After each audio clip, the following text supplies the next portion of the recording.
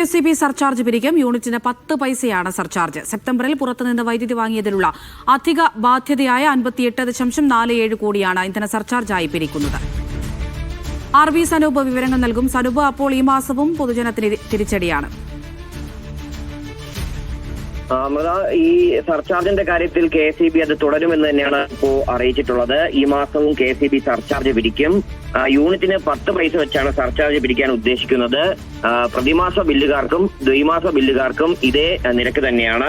September മാസം പുറത്തുനിന്ന് വൈദ്യുതി വാങ്ങിയതിൽ 58.47 കോടി രൂപയുടെ അധിക ബാധ്യത ഉണ്ടായി എന്നാണ് KSEBയുടെ കണക്ക്. ഇതാണ് ഇന്ധന സർചാർജ് എന്ന പേരിൽ ഉപഭോക്താക്കളുടെ കയ്യിൽ നിന്ന് പിരിക്കുന്നത്. കഴിഞ്ഞ മാസവും ഇതേ നിരക്കിൽ തന്നെയാണ് KSEB സർചാർജ് പിരിച്ചത്. അന്നും ഇതേപോലെ യൂണിറ്റിന് 10 പൈസ വെച്ചായിരുന്നു സർചാർജ് ഈടാക്കിയത്. ശരി സനൂപ്.